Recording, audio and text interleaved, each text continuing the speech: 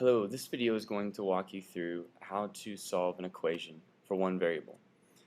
No matter the variable, what I mean by that is no matter if we have an x in the equation, a y, a z, okay, anytime there is one variable, these are the kinds of questions in the processes that you can go through to solve those equations. The goal here is to get that variable totally alone. What I mean by that is where there are absolutely no numbers on the same side as the variable. We do this by reversing operations done in a specific order. That order is whatever is done last to the variable, we undo first. So if you have x that has a bunch of numbers by it with various operations, whatever is done last to x, you're going to get rid of first. And throughout the examples that I showed today, that will be the theme, and we'll harp on that. As you're watching this video, it may be a good idea to do the problems before me. So what you can do is either put me on pause, or you can see the problems right now in front of you. Go ahead and write them down, and then do those, and come back and watch it again as I work them. This first equation we have is x plus 2 equals 7. Now, our variable in this equation is x. The first thing we need to do is get x by itself. So we ask, what's the first thing done to x? Well, in this equation, there's only one thing done to x. So that's what we have to undo. We have x plus 2. And the way we get rid of a positive 2 is we subtract 2. But remember, this is an equation. To keep it equal, to keep it balanced, what we do to one side, we have to do to the other. So if we subtract 2 from one side, we have to subtract 2 from the other side of the equation. What that does for us is it says that x, and then we have plus 2 minus 2, which is actually a plus 0, right? Because 2 minus 2 is 0. And then we have 7 minus 2, which is 5. Then to simplify this further, we have x plus 0, which is just x, equals 5. Okay, so we successfully solved that equation.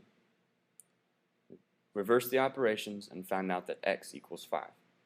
If you wanted to check yourself, I'm not going to go into checking right now, but you could go back and you could plug your x equals 5 in for x, and you would say that 5 plus 2 equals 7, and you know you have the right x. Okay, let's go on to number 2.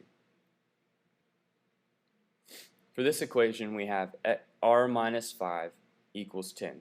Throughout this, I'm going to use different variables to show you it doesn't matter what the variable is. The variables are just letters. Okay? It doesn't matter what the variable is. We do the same process. So I first ask myself, what's being done to the variable? What's being done to r? In this equation, it's r minus 5. So I have a minus 5, and I have to ask myself, how do I undo a minus 5 or a negative 5? And the answer to that is I add 5. Again, remember, it's an equation. What we do to one side of the equation, we have to do to the other. So if I add 5 here on the left, I have to add 5 on the right. Okay. And then a negative 5 plus 5 just gives me 0, because negative 5 plus 5 is 0. And then a 10 plus 5 is 15. In our final line, we have r plus 0, which is r, equals 15. Then we have our third equation. We have 17 plus f equals 37. Now this one's a little bit different just because the variable's not first. But that shouldn't trip us up. All we need to do is we need to reverse the operations. Okay? We need to get f totally alone. Well, there's a positive 17 in front of it. Okay, in front of f. Now I know that 17 is positive because there's no sign in front of it. When there's no sign, we assume that the number is positive. So to get rid of a positive 17, I'm going to subtract 17 from both sides. So I have 17 minus 17 plus f equals 37 minus 17. Alright, I know that 17 minus 17 is 0. So I have 0 plus f equals 37 minus 17, which is 20. My last step, I have 0 plus f, gives me f equals 20. Next equation, we have negative 29 equals z minus 9. Now I've totally psyched you out. All right, the z is on the right side of the equation instead of the left. Doesn't matter. We still solve it the same way. We ask what's being done to the variable. Okay, it's z minus 9. So in this case, all we have to do is move or undo that minus 9. The right side or the left side of the equation doesn't change. We have negative 29 equals z minus 9. Okay, that minus means that 9 is negative. Anytime you have a minus sign, the number directly to the right of it is a negative. Okay, so we can undo this minus 9 by adding 9. But remember, what we do to one side we have to do to the other. So I'm going to go back and include my plus 9.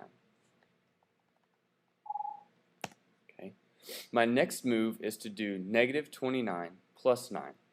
Now remember, I have a negative number, which is towards the left of the number line, and then I'm adding a positive 9 to it.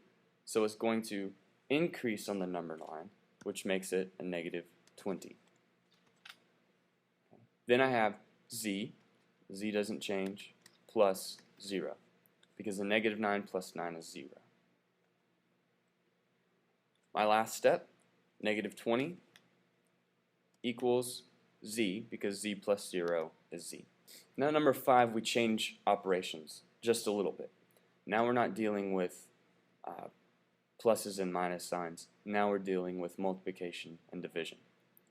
Anytime you see a number that's up against a variable like this, it's 2c is how we would read this, but that just tells you that the operation is multiplication. It's 2 times c. So how do we undo multiplication? Well, the inverse operation of multiplication is division. So we have 2 times c, and then we have a fraction bar here, which means division. Anytime you see a fraction bar, that means division. So we have 2c, and then to reverse this operation, we divide by 2 and say that that equals 18 divided by 2. Because remember, what you do to one side of the equation, you have to do to the other to keep it equal. Well, 2 over 2, that's just 1, because 2 goes into 2 one time, and 1 times c is c. Okay, so our 2's cancel out on the left, and then we have 18 divided by 2 equals 9. Now we have the equation negative 3 equals k divided by 9. Remember, that fraction bar is just a division sign. Same thing. Okay. So how do we undo division? Well, division's inverse, or the operation that undoes division, is multiplication. So what we can do is multiply both sides by what we're trying to get rid of. Okay. We want to get rid of the divided by 9, so we're going to multiply both sides by 9. In case you haven't ever seen that dot before, that dot means multiplication. Okay. In algebra, we like to not use the x for multiplication because we think it's an x. Okay. So we have on the right side k divided by 9 times 9. Then what happens is our 9's cancel out because it's 9 times 1/9 basically. Okay. Those cancel out and you have k on the right. On the left we have negative 3 times 9, which is negative 27, equals